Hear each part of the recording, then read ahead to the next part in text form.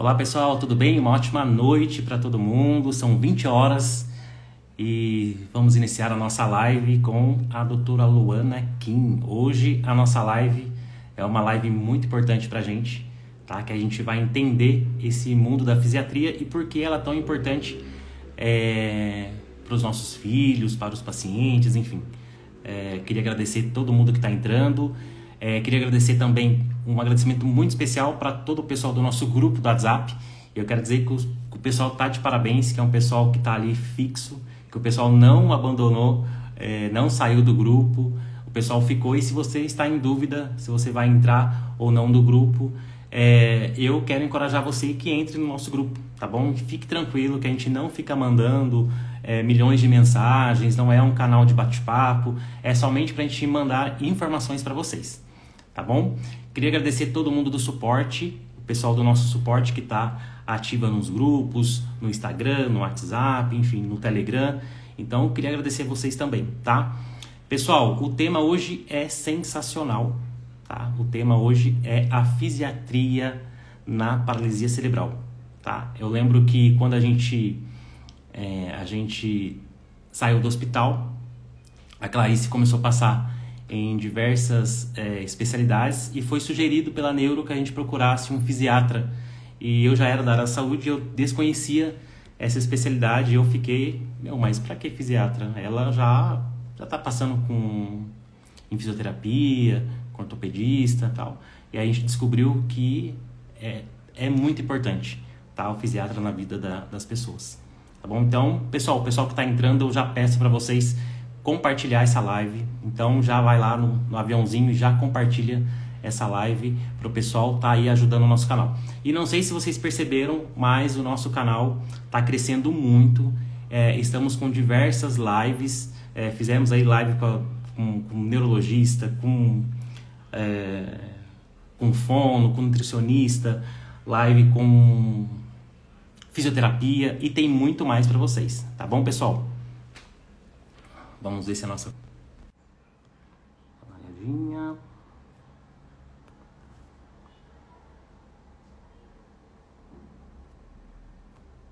Deixa eu só ver aqui, pessoal. Aproveita e compartilha aí, tá bom?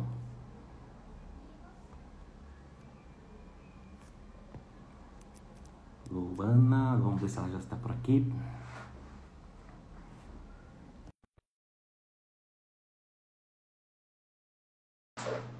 Vamos lá, pessoal. Vamos compartilhar a live, hein, pessoal?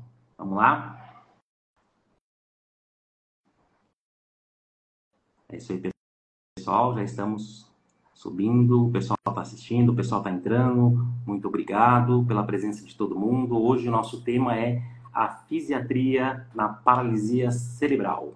Vamos lá?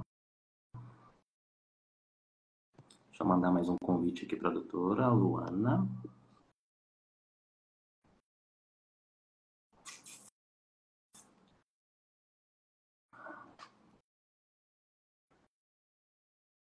Não estou te achando, doutora. Doutora Luana Kim. Deixa eu procurar de novo aqui, pessoal. Só mais um minutinho.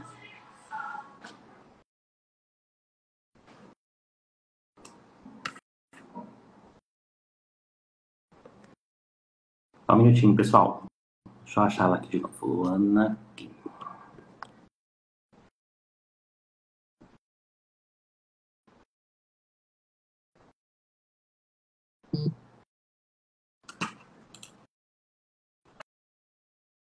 Cadê? É isso aí, pessoal. Só aguardar só mais um minutinho. Peço que vocês aguardem, tá? A doutora Luana Kim, já que ela entra.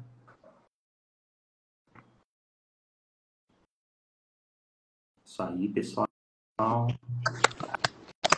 Aí, doutora, conseguiu?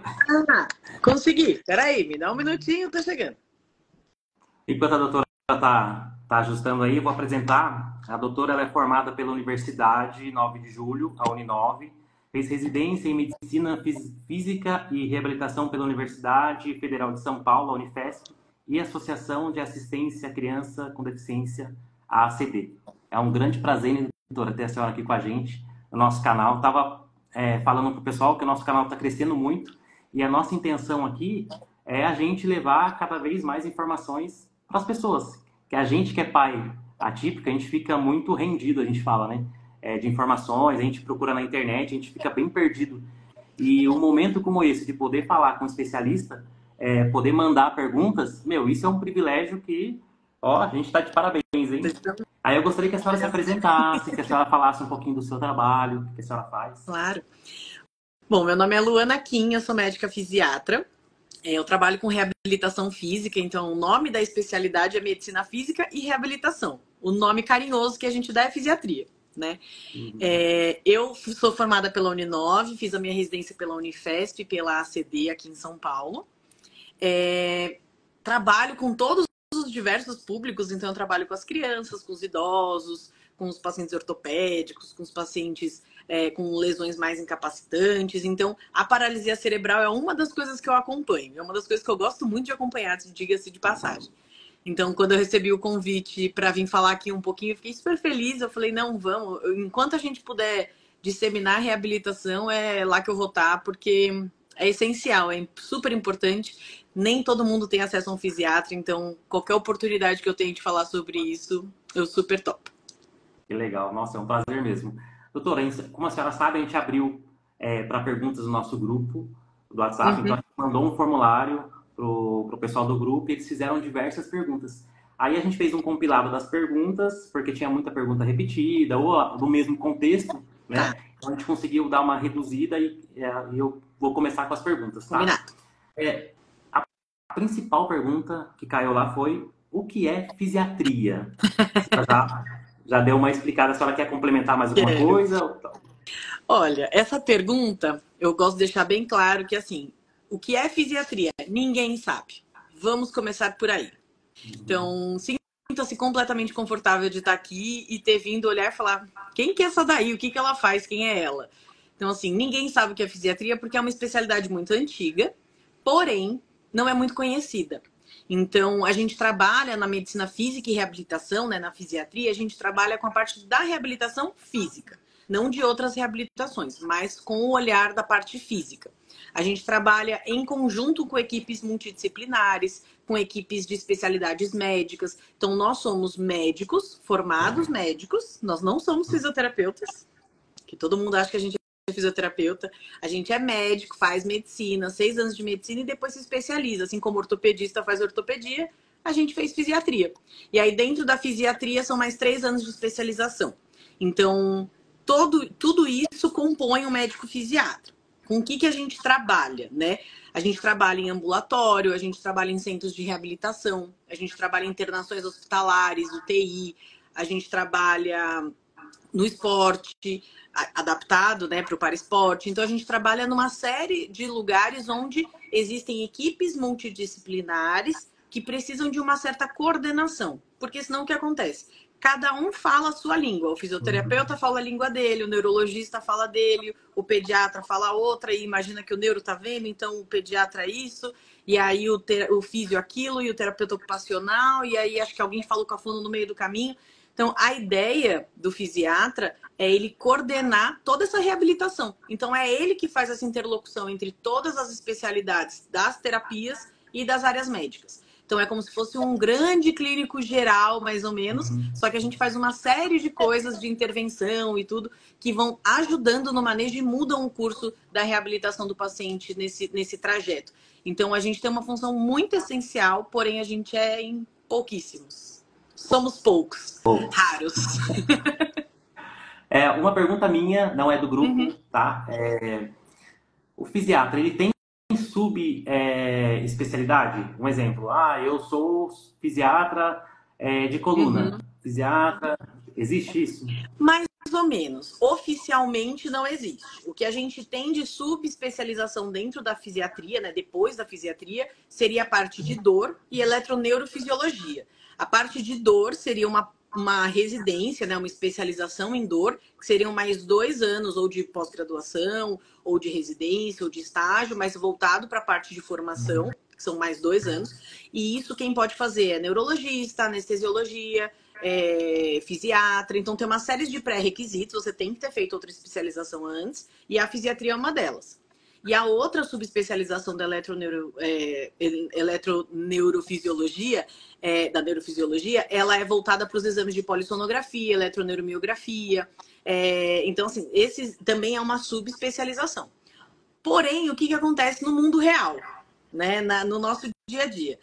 Fisiatria é muita coisa. Então, assim, o mundo...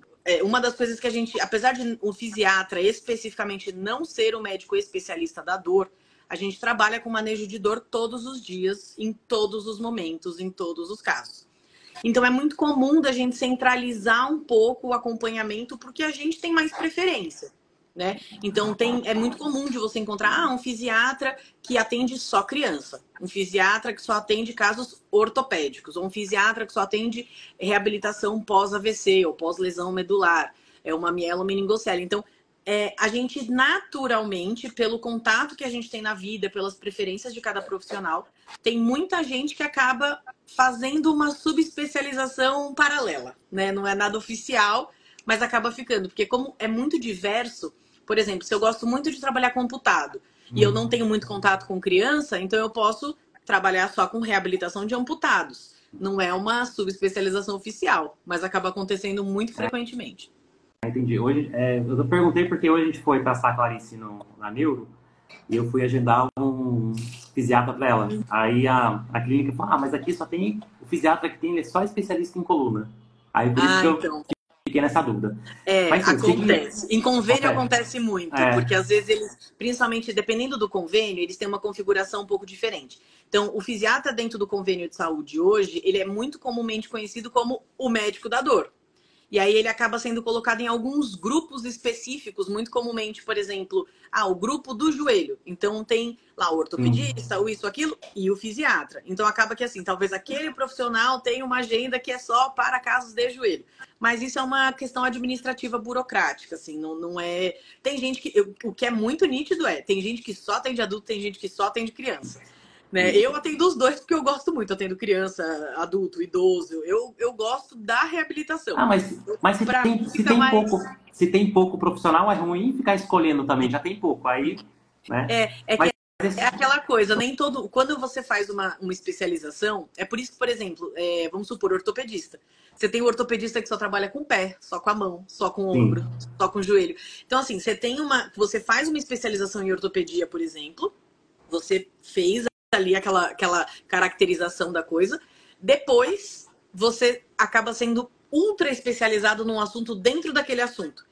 Então, acaba que, por exemplo, doenças raras são doenças pouco comuns. Então, é muito comum de acontecer de quem trabalha com doença rara só trabalha com doença rara. Não trabalha com nenhum outro diagnóstico. Então, acaba você tendo uma certa... É ruim, porque você já não chega em muita gente. E aí você acaba fazendo um funil maior ainda. Mas, ao mesmo tempo, você acaba tendo referências nos assuntos específicos. Porque é muito grande. É como se fosse um clínico geral de todas as doenças físicas. Então, é muita coisa. Entendi. Pessoal, quero pedir para vocês que compartilhem essa live. Então, só colocar ali no aviãozinho e compartilhe a live com todo mundo, tá bom? Se vocês puderem, ajude o canal a crescer. E o pessoal que está mandando mensagem aqui no bate-papo, pessoal, a gente não vai conseguir responder. Talvez a gente consiga um pouquinho no final, a gente consegue responder algumas perguntas. Mas como teve muita pergunta lá no nosso formulário, a gente vai se atentar mesmo ali para as perguntas do formulário, tá bom? Eu sei que já teve uma pergunta aqui sobre toxina botulínica. A gente conversou com a doutora e a gente vai abrir isso para uma próxima live, né, doutora? Isso. Porque foi tanta pergunta, gente, que vocês não têm noção. Então foram muitas e a gente não ia conseguir responder todas numa live só. Então a gente separou por blocos. Então nessa primeira live a gente vai falar essas perguntas de hoje, tá bom, pessoal? Mas não fique triste que a gente vai falar sobre a sua pergunta sim, a gente vai responder. Vamos lá, então, para a gente começar, a gente já começou, lógico, mas a gente sabe que o termo técnico da paralisia cerebral, enfim, mas cada especialidade fala de um jeito que é a paralisia cerebral. Então, uma das perguntas que caiu aqui para a gente gostaria que você explicasse o que é paralisia cerebral e como ela pode afetar as crianças em seu desenvolvimento ao olhar da fisiatria. É uma ótima pergunta. É muito comum de acontecer de... Bom, a paralisia cerebral em si, ela é uma doença que ela acontece antes dos 2 anos de idade, né? Então, como a Maria Augusta, né, nossa neuropediatra maravilhosa, queridíssima, que eu sei que ela que me chamou para vir para cá, para trazer para essa galera mara. Ela tá aí, beijo, eu vi ela. queridíssima. Tenho certeza absoluta que ela já explicou isso mais da parte técnica neurológica. Mas, assim, para quem talvez não tenha visto ainda, o que acontece? Você tem alguma lesão no cérebro ali que pode acontecer durante o período gestacional, durante o trabalho de parto, ou naqueles primeiros anos iniciais ali do primeiro, segundo ano de vida. E aí você pode ter alguma alteração do desenvolvimento, porque algumas células ali não funcionam muito bem. Falando de uma forma extremamente genérica e superficial para todo mundo entender. Então, é como se você tivesse uma parte do cérebro que naquela fase inicial do desenvolvimento, enquanto ainda não foi desenvolvido, não recebe suprimento sanguíneo suficiente por algum motivo que seja, independente da causa, e aí ele não desenvolve como era para ser antes. O nome técnico que a gente chama é encefalopatia crônica não evolutiva, né? Que é o nome difícil, que é o grande palavrão do negócio, que é o que a gente usa como parte técnica. No dia a dia, na rotina, no meio mais popular, ficou muito conhecido como paralisia cerebral, né? Por quê? Porque é o raciocínio da gente entender que tem uma parte do cérebro que fica paralisada, que não se desenvolve, né? O que acontece? Como é uma lesão de desenvolvimento de muito pequenininho, pode acontecer em alguns casos de ter sofrido alguma questão de falta de oxigenação, de algum machucado, algum sofrimento específico, fez esse machucado ali, e aí, durante o desenvolvimento, às vezes isso pode ter uma lesão no desenvolvimento muito pequena, e pode não alterar muita coisa no desenvolvimento. Pode ser que seja uma lesão super pequenininha, que às vezes a gente tem até dificuldade de achar em exame, e de repente a gente tem uma repercussão clínica no desenvolvimento super comprometedora da funcionalidade. Então, é comum de a gente, do meio médico, né, dos profissionais da reabilitação, falarem a famosa frase do não sei, a gente tem que ver como vai evoluir. E eu sei, eu entendo. Eu ouvi muito, viu? Eu entendo, porque eu acho que a pior coisa que a gente pode acontecer num acompanhamento de qualquer coisa é a gente não entender o que está acontecendo. Sendo um caso grave, um caso leve, um caso... A gente não entendeu, a gente não conseguir prever, traz muito mais ansiedade, traz muita preocupação. E traz um desespero em cima daquilo, porque a gente não sabe o que vai acontecer. Então, do mesmo jeito que pode trazer... não, pode ser que seja leve. O não saber é a coisa mais confusa que tem. E aí, infelizmente, a gente realmente não tem como afirmar. Falar, tem uma lesão assim, vai ser assim. Por quê? Porque o tecido cerebral, ele se estimula, né? No desenvolvimento, ele vai tomando funções, às vezes, de outras áreas. Então, é comum de uma criança ter uma lesão bem pequenininha, não ser estimulada durante a reabilitação e ter uma lesão funcional super grave. Ou, às vezes, ter uma lesão pequenininha, ser super estimulada e ter uma lesão grave também. Não há uma receita de bolo, né? O cérebro ainda é uma coisa muito, muito... Apesar da gente estudar muito, ainda tem muita coisa para a gente entender o que acontece ali dentro. Então, do ponto de vista da fisiatria, quando as pessoas chegam para mim, né, os pais, as crianças, né, é comum até de adultos às vezes acontecer isso, de eu chegar e falar assim, então tá, então a gente já fez aqui tudo mais. Deixa eu te perguntar uma coisa, você entendeu o seu diagnóstico? Ou você entendeu qual é a possibilidade do diagnóstico? Você entendeu, alguém em algum momento sentou para te explicar o que é paralisia cerebral? E a fisiatria, a gente tem muito esse olhar mais humanizado da coisa, um pouco menos médico, né? A gente tenta sempre tirar termos, deixar a coisa menos técnica possível para ficar mais conversável, né? Para ficar mais... para chegar aí a informação que de fato eu quero te passar. Então, é muito comum de chegar, às vezes, com 2, 3 anos e falar assim, não entendi, para ser bem sincera, falaram, vamos ver e vamos vendo. Né? Vamos vendo como vai ser, vamos começando as terapias, vamos vendo o desenvolvimento, vamos vendo o acompanhamento. E vai passando 1 ano, vai passando 2, e às vezes ninguém para, e todo mundo começa a falar, é PC, é PC, é PC, é PC, é PC, né? Que é o jeitinho abreviado, carinhoso que a gente chama as pessoas com paralisia cerebral. Então, assim, não, é PC, né? É PC. E como se em algum momento alguém tivesse sentado para conversar. e muitas vezes não. Então, quando as pessoas chegam assim para mim, é o que eu sempre explico. A paralisia cerebral, ela não é... Por que ela é encefalopatia crônica não evolutiva? Porque ela, por si só, ela não continua piorando, ela não continua lesionando o cérebro. Mas o que lesionou, a gente não tem como bater o martelo e ter certeza de qual vai ser a lesão que vai desenvolver aquilo. Então, pode ter alteração visual, auditiva, motora, para deglutição, para respiração. Pode ter uma série de comprometimentos leves ou mais graves, que a gente não tem como ter certeza absoluta. Mas a paralisia cerebral, ela vem dessa ideia de que aquela região fica paradinha. Então, aquela região não desenvolve.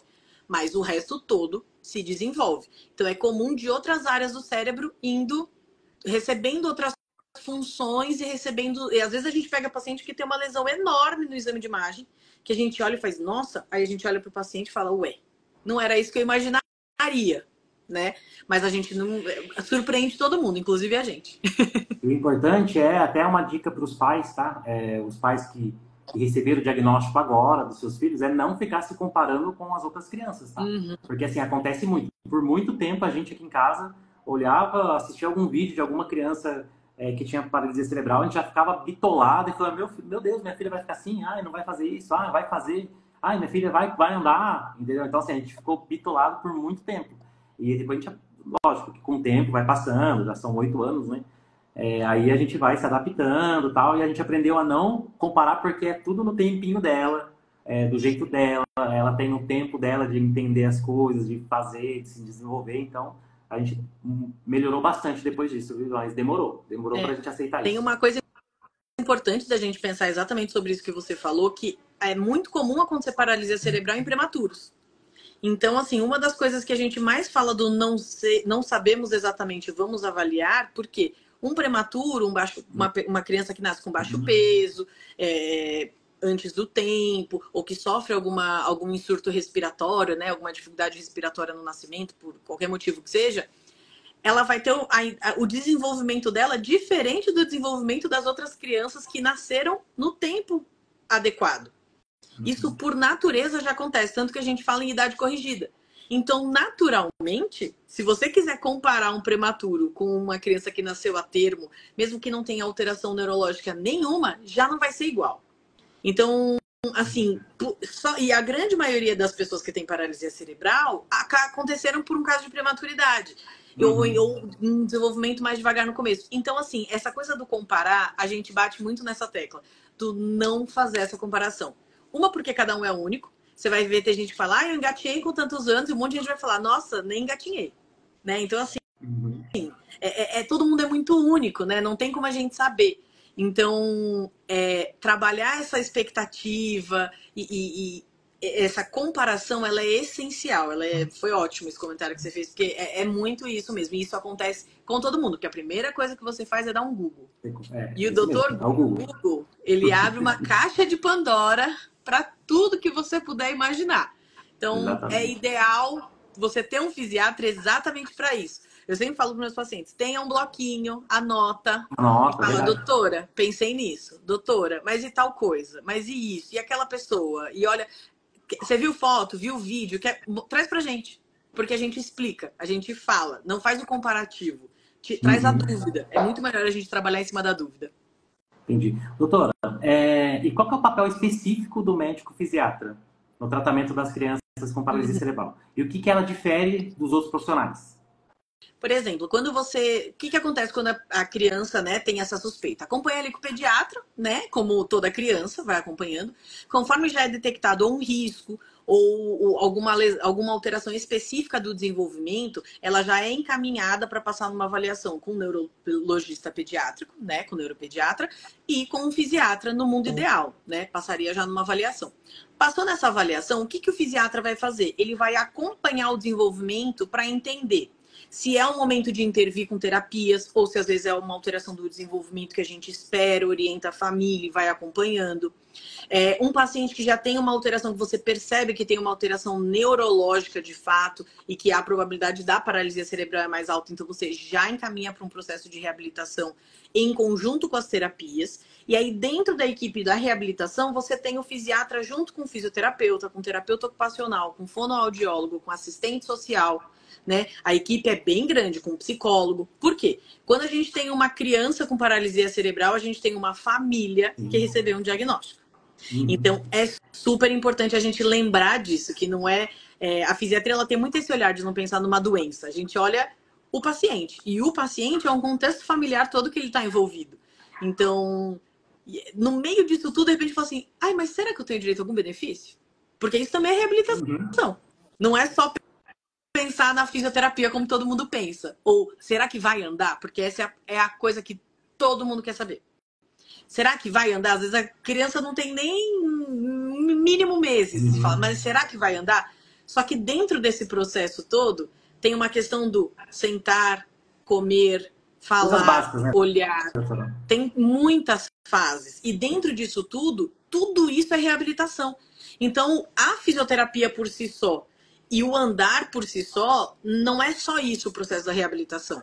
Né? A reabilitação ela existe para trazer função da forma mais segura e mais adequada. E dentro disso, engloba você trazer a família para o cuidado, você orientar a família do que é o esperado, do que são os direitos, de você ter um assistente social e falar, olha, isso é muito comum de acontecer no SUS, né? Nos atendimentos. Eu trabalho na rede do SUS aqui em São Paulo. É muito comum de acontecer, de a gente tá vendo que faltou numa terapia, faltou em outra, aí veio aqui, aí você vê ali, aí a gente começa a dar uma sondada e fala, olha, você tá passando por alguma dificuldade financeira, por exemplo? Ah, não, eu tava com algumas dúvidas. Vamos marcar com o assistente social. A gente traz o assistente social em conjunto e faz um relatório médico, faz uma solicitação de bilhete único, faz uma avaliação social para ver se tem direito a algum benefício. Então, isso também é reabilitação. Você possibilitar o acesso às terapias também é reabilitação. Isso também faz parte do papel do fisiatra. A gente olhar e falar, olha, eu acho que pode ser que essa criança está engasgando.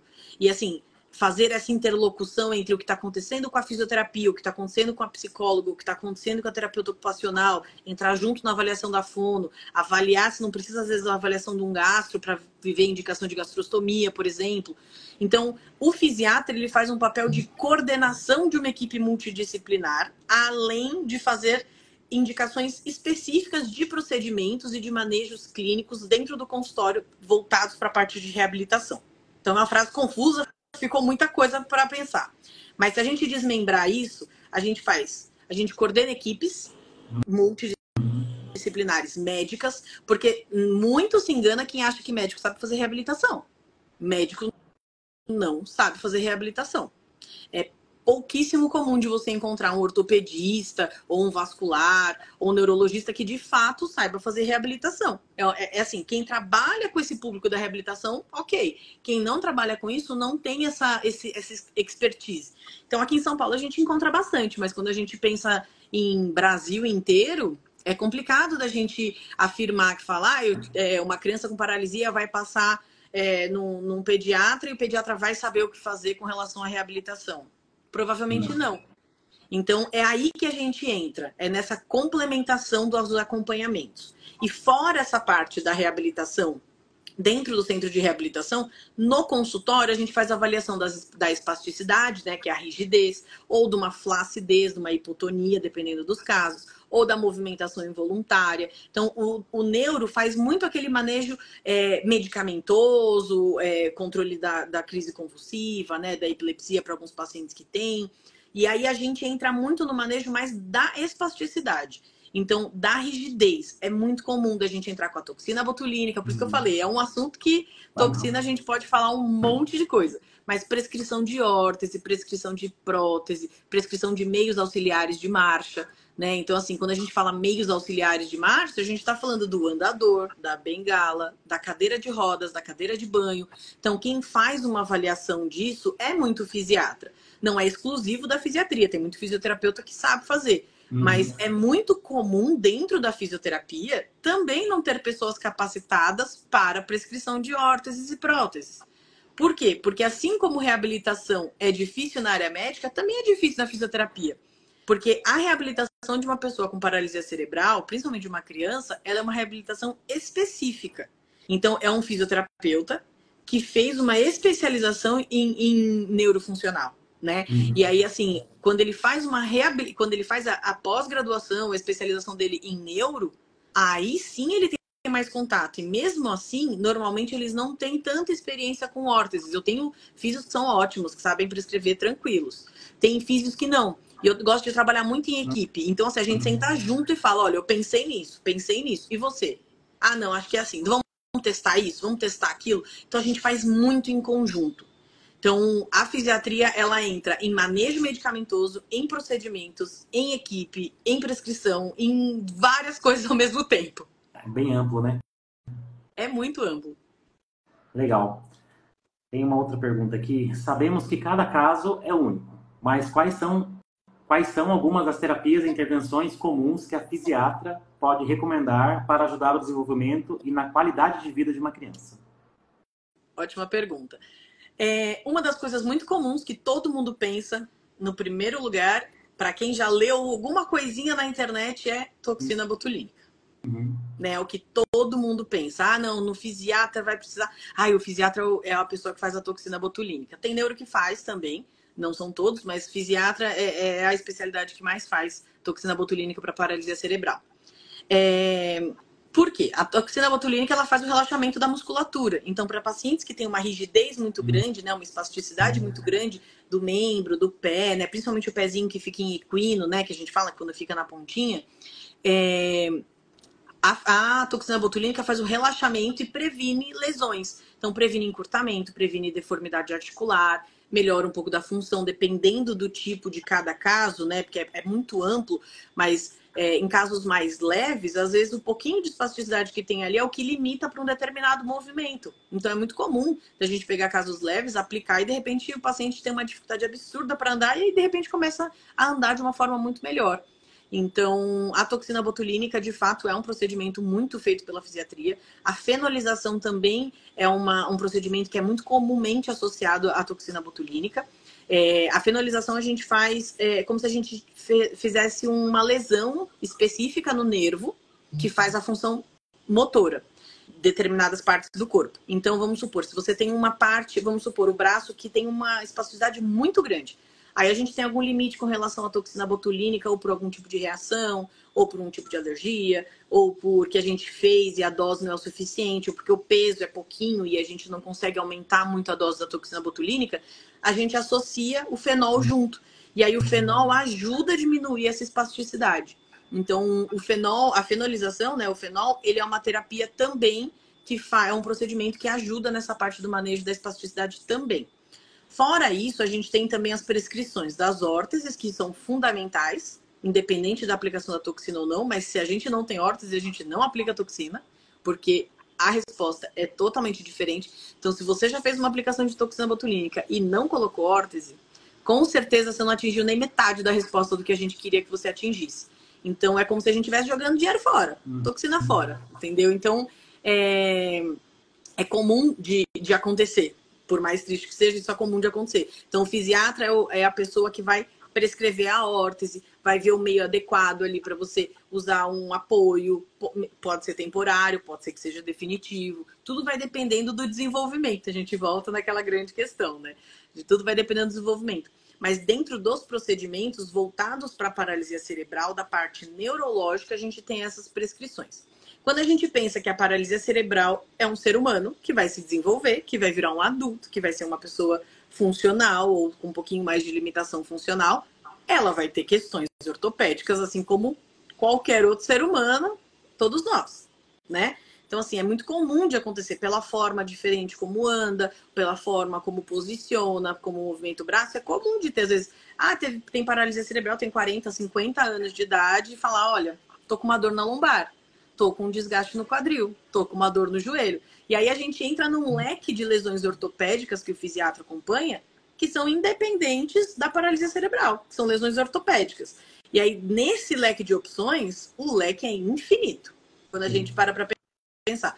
Infiltração, bloqueio anestésico local, agulhamento seco para ponto tensional. Então, isso tudo, a gente tem uma gama de opções de procedimentos da fisiatria que auxiliam e que complementam, mas que são já para pessoas mais velhas, mais adultas, casos mais ortopédicos. Com paralisia ou sem paralisia. Aí eu falo pro pessoal. O pessoal tem dúvida que na paralisia cerebral não precisa de um médico fisiatra? Lógico que precisa. né? Meu, é praticamente, na verdade, é essencial ter um fisiatra, né? Depois do que a A senhora falou. gente, a gente é essencial em muitas fases. Sim. Então, eu acho importante frisar isso. Porque é muito comum de eu atender uma criança com paralisia e aí eu viro a médica da família. E aí, assim, eu tô atendendo a criança pela paralisia, a gente está acompanhando a reabilitação e aí o pai tem uma dor na lombar e a mãe tem uma dor cervical tensional, que tem um torcicolo, e aí eu sou a pessoa que está fazendo a parte física do acompanhamento dessas três pessoas. Então, isso é muito comum de acontecer. Então, todo mundo precisa de um fisiatra para chamar de seu. E para uma pessoa que tem uma suspeita ou um diagnóstico de paralisia cerebral, vai precisar com certeza absoluta para ter um melhor desenvolvimento, para ter com certeza um melhor acompanhamento, precisa do fisiatra mesmo. Legal. Doutora, eu tenho uma pergunta aqui. Quais os médicos mais importantes e necessários para uma criança com paralisia cerebral? Certo. Quando a gente pensa na paralisia cerebral, a gente sempre sabe que uma criancinha pequenininha vai ter um pediatra. Sim. Isso é de lei, né? Tendo um pediatra numa suspeita de paralisia cerebral, o ideal é que já fosse acompanhado com o pediatra e com o fisiatra em paralelo. Tanto que no protocolo do SUS, a gente tem um acompanhamento de RN de risco, né? Eu trabalho num centro especializado em reabilitação pelo SUS, chama CER, C-E-R. Aqui em São Paulo é super difundido, no Brasil tem algumas unidades, em São Paulo cada bairro tem um, então é como se fosse um apoio da UBS, a gente pode inclusive fazer uma live sobre isso se vocês quiserem, que é outro tema também gigantesco, que tem muita coisa para falar, mas lá na minha unidade, né, nas unidades do SER, a gente tem uma equipe de reabilitação específica para acompanhamento de RNs de risco, de recém-nascidos de risco. Então, tendo uma suspeita, você deveria ser acompanhado com um pediatra, com um fisiatra, pelo menos até os 2 anos de idade, para ver como é que vai ser o desenvolvimento, né? Fora isso, a gente já percebeu que tem alguma coisa de diferente, ou se você tem um acesso mais fácil ao especialista, a gente já encaminha para o neuropediatra, né? Para começar já esse acompanhamento em conjunto, para já fazer alguns exames, avaliação física, reflexo, para avaliar se realmente teve ali alguma coisa alterada ou não. Então, assim, esses 3 são os essenciais iniciais. Dali para frente, a gente vai vendo conforme a demanda de cada caso para ver o que a gente precisa. Então, tem paciente que às vezes precisa de e a avaliação do otorrino, né? Que a gente sempre tem que fazer investigação, mas isso a gente já faz na triagem, né? Tanto oftalmológica, otorrino. Lá naquela triagem neonatal, né? Logo que nasce, o teste do pezinho, o teste do olhinho, o teste faz a linguinha, faz oximetria, faz do coração. Tudo isso, se a gente detecta que tem alguma alteração, a gente já encaminha para o cardiologista, a gente já encaminha para um otorrino, já encaminha para um oftalmo. Então, isso é uma coisa complementar, né? Que é comumente, que pode acontecer em alguns casos, necessitar de ou uma retestagem, só uma confirmação, ou de fato um acompanhamento. Os 3 principais, pediatra, fisiatra e neuropediatra, com certeza. A maioria dos casos também precisa de um ortopedista pediátrico, né? Por casos específicos ortopédicos, ali de encurtamentos e tudo. Quando tem o fisiatra na equipe, é comum de a gente não entrar com o ortopedista já num primeiro momento. É comum da fisiatria fazer esse acompanhamento e a gente já vai observando e fala, não, agora eu acho que a gente precisa de uma intervenção da ortopedia. E é isso ser encaminhado no segundo momento. Como somos poucos, apesar de ortopedia pediátrica também ter bem pouquinho, né? Fisiatria ainda tem menos. Então, é comum de, às vezes, o ortopedista faz o papel do fisiatra, às vezes, em algumas equipes. Pelo menos desse olhar ortopédico, né? Dos encurtamentos. Então, o ortopedista pediátrico ali em conjunto nesses 4 iniciais. E aí, fora isso, a gente teria o otorrino, o oftalmo, o gastro, o nutrólogo, né? Porque pacientes que precisam de GTT, que precisam de alimentação por outras vias que não seja só por boca, para ganho de peso, para cálculo calórico, para ganho de massa muscular. Então, também precisaria de um gastro, precisaria de um nutrólogo. Então, tem outras especialidades que seriam complementares, mas essenciais, com certeza, essas 3/4 ali seriam as mais essenciais iniciais. Entendi. Vamos lá. Como a paralisia cerebral pode impactar não apenas a criança, mas também a dinâmica familiar? Era o que a gente estava falando. Quais são as estratégias para apoiar as famílias que convivem com essa condição? Primeira coisa que a gente tem que pensar, como eu falei, é que uma pessoa com uma suspeita de paralisia cerebral tem uma família suspeitando de um diagnóstico. Então, uma pessoa com um diagnóstico fechado, você tem uma família que recebeu esse diagnóstico. Então, primeira coisa que a gente tem que pensar é que tá tudo bem, você tá super angustiado, com dúvida, com medo, né? Porque você não sabe, aquilo ali é um universo novo. É muito comum de a gente não ter contato com pessoas com deficiência, né? Se você for parar para pensar, até uns anos atrás, as pessoas com deficiência, elas eram excluídas da sociedade. Elas eram escondidas, né? Em diversas situações e contextos diferentes. Então, muita gente, do meu próprio convívio familiar, por exemplo, se você for olhar, quem você conhece que tem alguma deficiência? Eu, até chegar na fisiatria, quase ninguém. Assim como uma grande maioria das pessoas. Então, quando você fala, pode ser que tenha um diagnóstico, a primeira coisa que vem é o medo. E tá tudo bem, porque a gente tem medo do desconhecido. Mas como é que a gente faz para trabalhar isso? A gente vai perguntando, conversando. É muito comum de acontecer das famílias chegarem extremamente angustiadas e nervosas, bravas, reativas. E a gente entende que isso faz parte, né, da fase do luto, de você estar ali naquela aceitação daquele momento, que não é o que você esperava, né? Não é a expectativa que você criou para a situação. Mas a gente está ali para trabalhar em conjunto, né? A gente está ali para trabalhar em equipe. Então, o principal é a gente pensar que tá tudo bem você ter todas essas dúvidas e que existe uma equipe especializada para isso, para tirar essas dúvidas. Por isso que quando vocês me chamaram, né, para vir conversar aqui um pouquinho, eu fiquei pensando, falei, gente, assim, tem muita gente nesse meu Brasil e no mundo, porque tem muito brasileiro em tudo quanto é lugar, que precisa de uma palavra mesmo, de você olhar e falar assim, tá, porque se você joga na internet, aparece muita coisa científica. Muito trabalho, muita pesquisa, muito relato de caso. E geralmente não é o caso mais comum, mais simples que vai aparecer nessas situações. Então, pessoas, grupos que fazem o que vocês estão fazendo aqui pelo Guia da Paralisia são essenciais para você mostrar que existem outras pessoas que estão passando pelas mesmas coisas, que têm as mesmas dúvidas, né? Você não é o primeiro ser humano da face da Terra a ter uma pessoa na família que tem uma suspeita de paralisia cerebral, mas para você é a primeira vez. Independente se tem 1 milhão de pessoas com a mesma coisa. É a primeira vez que você está passando por isso. É a primeira vez que você está com essa dúvida. Então isso vai te gerar angústia. Você talvez nunca tenha visto, você nunca tenha tido contato. Então, assim, é muito comum isso acontecer. Então, o que eu falo, né, para essas pessoas? Você não está sozinho. Você não está sozinho. Existem outras famílias passando pelas mesmas coisas. Existe uma equipe médica e terapêutica especializada nesses casos e que consegue tirar a maior parte das suas dúvidas e ir esclarecendo as coisas no meio do caminho. Isso que você falou, doutora, é verdade. A gente tem tanto medo. Na verdade, a gente passa... quando eu falo, a gente até tá para gravar agora uma série sobre quando a gente recebe o diagnóstico, porque é como se você estivesse recebendo como é que eu falo? É a fase do luto.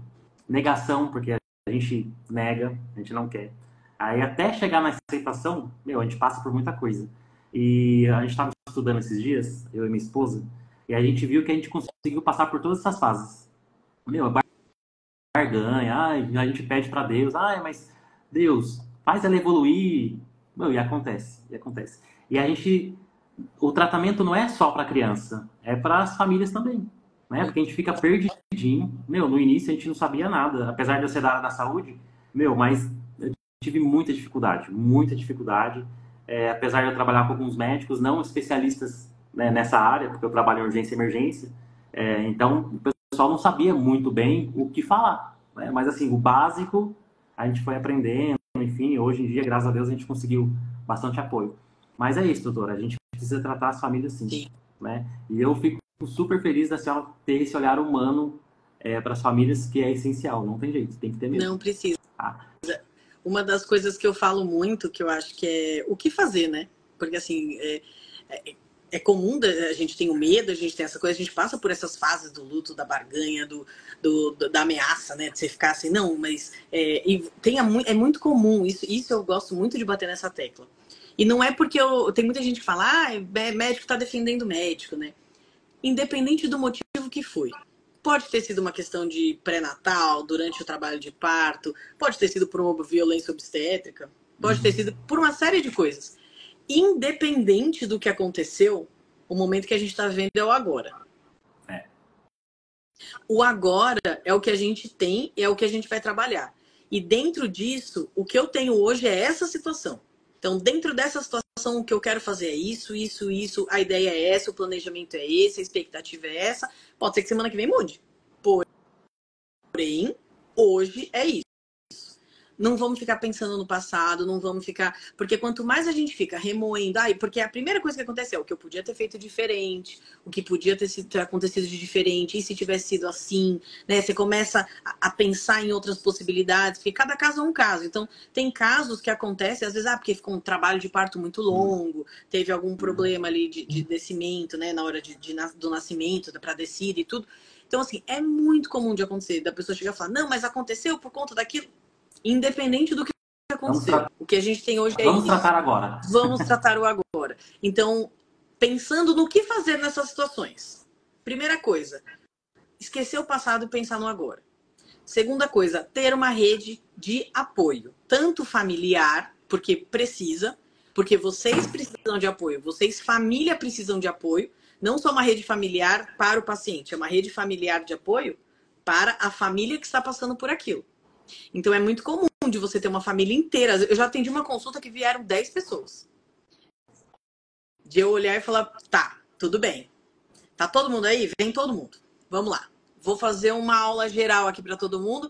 Por quê? Porque era uma família que tinha muita gente desesperada querendo ajudar, sem ter a menor ideia do que fazer. E todo mundo falou assim, não, eu vou, vai que às vezes... Assim, pra você ter uma ideia, tinha gente dentro do consultório e tinha gente do lado de fora fingindo que era acompanhante de outros pacientes tentando ouvir. Nossa. E aí, assim, e era num sentido de tipo, mas o que dá pra fazer? E aí, assim, nesse momento inicial, quando tudo isso tá acontecendo, o que dá pra fazer é dar o apoio pra família. Então, às vezes, assim, vocês estão passando por um processo de aceitação, de diagnóstico, de oscilação, que vocês precisam de uma rede de apoio. Vocês precisam de alguém para conversar, para entender, para desabafar, e não de um julgamento.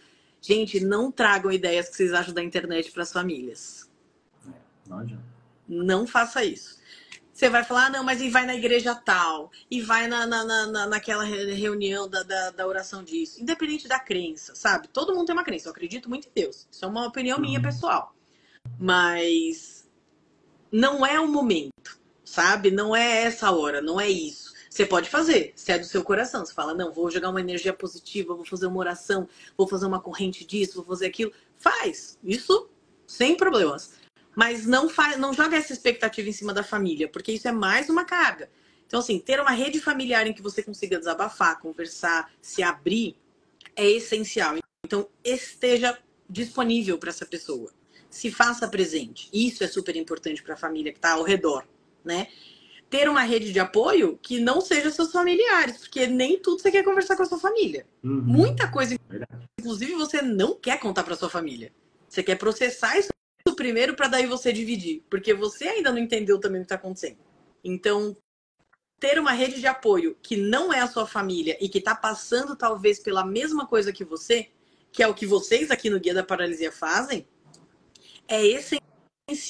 Você entender que você não está sozinho, você entender que você tem outras pessoas passando por isso junto, você tirar dúvidas que, principalmente para quem é da área da saúde. Gente, quem é da área da saúde, a gente tem uma autocobrança gigantesca de achar que a gente tem que saber tudo. E a gente não tem que saber tudo. E reabilitação ninguém sabe. Então, assim, é muito comum de você, às vezes, não abrir o jogo e não fazer uma pergunta por achar que talvez eu já devia saber isso. Mas aí eu sou dessa área, mas aí... Eu tenho uma família que foi super complicado o processo da reabilitação porque os pais eram fisioterapeutas. Nossa. Que é o que você imagina. Não, vai ser mais fácil, vai ser mais tranquilo, porque eles já sabem. Se você é um fisioterapeuta que só trabalha com o ombro e você tem uma filha com paralisia cerebral, como é que você faz? E aí isso vira uma barreira. Então é a primeira coisa que eu falo, ó, não me interessa. Eu vou te explicar como qualquer pessoa explicaria para uma pessoa completamente leiga. Por quê? Porque você não pode partir do princípio que a pessoa sabe. O óbvio sempre tem que ser dito.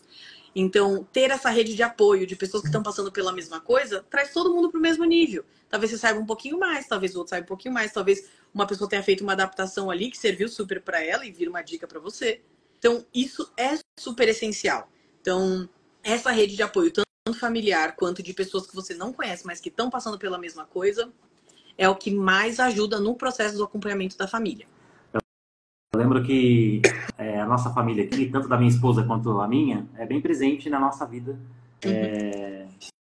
com cuidado da Clarice, enfim. Eu lembro que quando a Clarice nasceu e recebemos o diagnóstico, o pessoal ficou todo mundo perdido mesmo, sabe?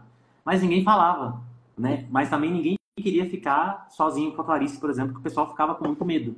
Aí eu lembro que a gente comprou, eu achei na internet, 49 perguntas sobre paralisia cerebral. É um livro, é um livro bem fácil, sabe? Facinho. Eu lembro que a gente deu um para minha sogra, para casa dela, e um para minha família lá da minha cidade. E isso devagarzinho foi mudando, entendeu? E assim, foi o jeitinho que a gente foi conversando com eles, ó, vai lendo, não é um bicho de 7 cabeças, enfim, fique tranquilo. Aí depois, lógico que depois, lá na frente, quando colocou a traque, colocou a gastro, aí ficou um pouquinho mais difícil as coisas, porque é um cuidado a mais. Mas hoje também o pessoal fica tranquilo com a Clarice, eles não têm problema algum, mas também leva um tempo, porque a gente precisa entender também que o pessoal tem medo, né? A gente ainda acaba se acostumando, que nem para aspirar a Clarice é a coisa mais fácil que tem no mundo. No começo, era muito difícil. A gente, demorou. E olha que eu era da área da saúde, mas... Eu ia falar isso. Não é porque você é enfermeiro que vai ser fácil para você aspirar sua filha. Não foi. Não foi. Vai. Hoje em dia você faz isso até de olho fechado, lógico que você consegue. Mas assim, foi difícil mesmo a se acostumar, enfim. Mas é isso. Legal. Vamos lá. Olha só que a gente vai bater no papo, o tempo vai passando e a gente vai... eu vou me empolgando. Vamos lá. Muitas vezes os cuidadores se sentem sobrecarregados. Como o fisiatra pode ajudar e orientar e apoiar as famílias no manejo com essas crianças? É muito comum da gente chegar com famílias com muitas dúvidas e muito sobrecarregadas, né? Porque se a gente consegue intervir desde o começo, a gente consegue fazer essa adequação de expectativa e a adequação das fases do luto e a adequação das dúvidas. Desde o começo, é muito melhor o acompanhamento. Mas tem muita gente que acaba não conseguindo fazer isso. Então, quando a gente consegue fazer esse acompanhamento, a gente vai direcionando algumas expectativas. A gente vai trazendo, olha, você percebe que talvez se você fizer uma dinâmica diferente aqui, você vai ter um resultado melhor. Você vai ter um acompanhamento mais leve. Então, é muito comum de acontecer de famílias estarem sobrecarregadas por dificuldade de diálogo entre a família, né? Da dificuldade de planejamento e de separação de tarefas, né? Uma das coisas que é super importante para o acompanhamento dos cuidadores é o planejamento. Então, assim, a gente entender que é uma criança que tem uma demanda específica de rotina de terapias, médicos, medicações, cuidados, manejos, alongamentos, reabilitação que tem que fazer em casa, reabilitação que tem que levar para o centro de reabilitação. Então, tudo isso, se você não faz um planejamento disso, é muito comum de você ter um membro da família, ou às vezes, né, o próprio casal ali que está mais próximo, direto, muito sobrecarregado. Então, eu tenho famílias que eu acompanho que eu sempre falo, tá, mas tá bem complicado, tá bem puxado. Me explica, em que momento, em que dia? E aí, às vezes, você detecta que, assim, é porque a pessoa que acorda, que troca, que dá banho, que posiciona, que faz isso, que alimenta, que leva pra terapia, que traz a terapia, que faz isso, que cuida da casa, que cuida de um outro filho. Então, assim, tem coisas que a gente, pela fisiatria, não é todo fisiatra que faz isso, não vou falar em nome da categoria inteira. Mas eu, particularmente, é uma coisa que eu faço muito no meu consultório, de parar e analisar um pouco do tipo, tá muito sobrecarregado. Com quem que você conversa? Em que momento você tem um momento seu de lazer, de respiro? Com quem que você conversa? Porque é muito comum de você ir se fechando naquele núcleo, naquela bolha, naquele universo, e você se afastando de amizades, de famílias, de contatos. Eu tenho uma paciente que ela fala assim, eu gosto de vir aqui porque é legal conversar com um adulto. Porque ela conversava só com o filho dela. E isso acontece, inclusive, com pessoas que não têm nenhuma lesão neurológica.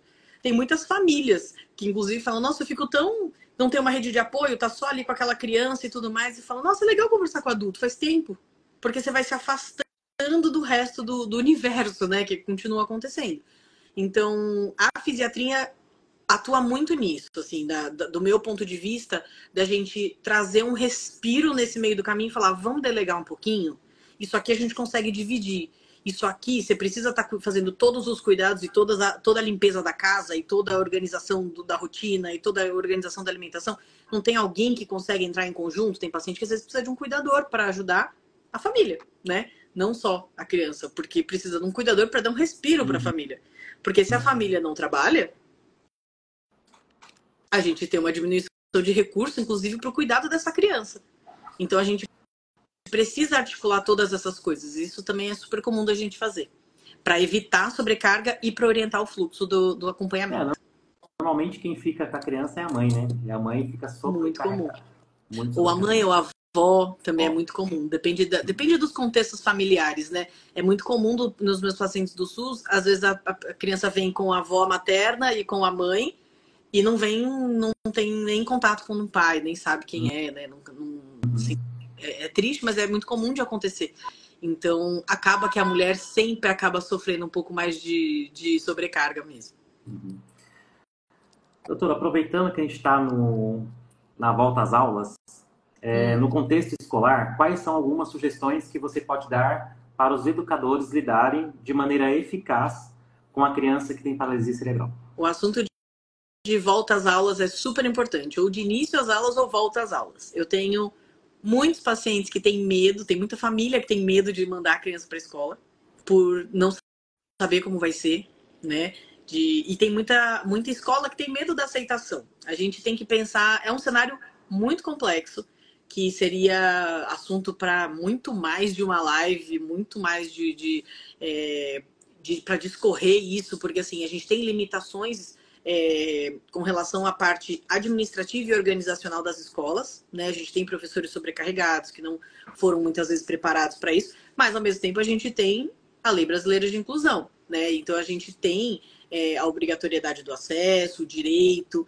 Então, falando de uma forma extremamente genérica e superficial, uma das coisas que a gente precisa é entender que uma pessoa com deficiência não quer dizer que ela não tem a capacidade cognitiva de acompanhar por, às vezes, uma lesão física, ou mesmo que tenha um cognitivo diferente, com uma fase mais inicial, consegue acompanhar a turma ali no desenvolvimento. Precisa de algumas atenções específicas? Às vezes, sim, né?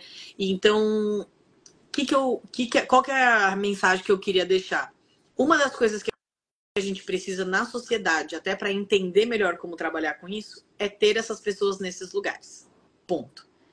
A representatividade, a inclusão, ela é necessária e obrigatória por lei.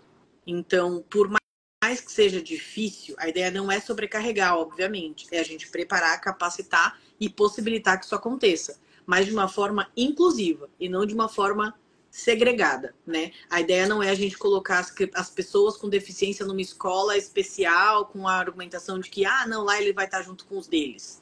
A ideia não é essa. A ideia é que a gente tenha essas crianças em conjunto com o desenvolvimento de outras pessoas. O que é muito comum de acontecer? Os adultos terem muito mais medo e preconceito do que as crianças. Criança não vê doença, criança não vê diagnóstico, criança não vê, não tem um preconceito.